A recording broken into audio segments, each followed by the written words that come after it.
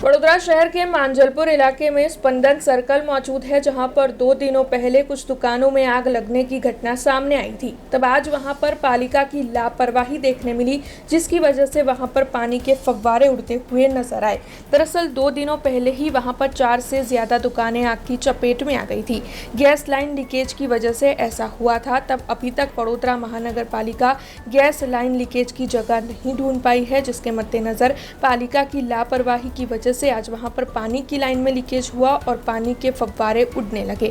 आपको बता दें कि गैस लाइन में ठीक से मरम्मत नहीं हो पाई है, जिसकी वजह से ही ये आग लगी थी। तब गैस लाइन में लीकेज को ढूंढने की कोशिश करने के चलते वडोदरा महानगर पालिका की ओर से जगह जगह खड्डे कर दिए गए। ऐसे में पानी की लाइन में लीकेज हो गया और वहां पर काफी ज्यादा पानी बर्बाद हुआ, जिसकी वजह से वहां के लोगों को आज बिना पानी के गुजारा करना पड़ा, जिसकी वजह से वहां के दुकानदारों की ओर से भी पालिका के खिलाफ इस मामले में रोष जताया गया। स्पंदन 4 रस्ता है, જ્યાં 2 દિવસ પહેલાં ભયંકર આગ લાગેલી, જેમાં 4 દુકાનો બળીને ખાક થઈ ગઈ। આ એ જગ્યા છે અને એ ગેસ લાઇનના લીધે ગેસ લાઇન લીકેજ હતી, તેના લીધે આ ભડકા થયા અને આગ લાગી છે।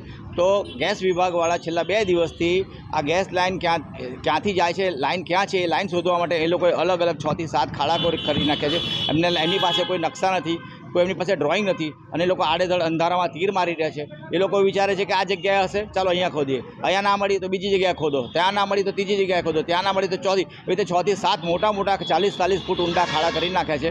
અને ખાડા કરતાં કરતાંમાં આ લોકોએ બીએસએનની લાઈનો તોડી નાખી, જીઓની લાઈનો તોડી નાખી, આ પાણીની પાઇપ, પાણીની મેઇન લાઈન તોડી નાખી। આજે અમારા દુકાનોવાળા પાણી વગર રહ્યા છે।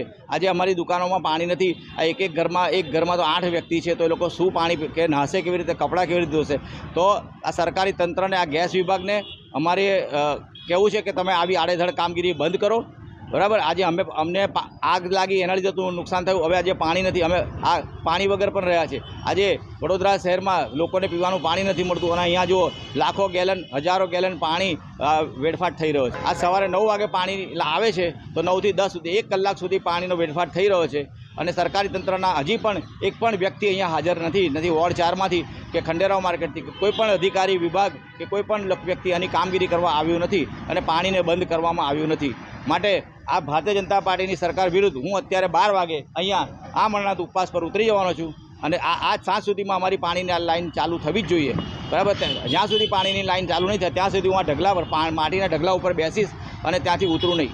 બપોરે 12 વાગે હું અહીંયા આગળ આ જગ્યાએ આ સ્થળ પર આ મરણાત ભર તડકામાં બેસી અને આ મરણાત ઉપવાસ પર બેસવાનું છું જ્યાં સુધીમાં અમારી લાઈનો, પાણીની લાઈનો ચાલુ નહીં થાય, આ પાણીની લીકેજ લાઈનો બંધ નહીં થાય ત્યાં સુધી હું અહીંયાથી હટવાનો નથી। हमसे जुड़े रहने के लिए हमारे YouTube चैनल को सब्सक्राइब करें और नई वीडियो की नोटिफिकेशन के लिए बेल आइकॉन को दबाएं।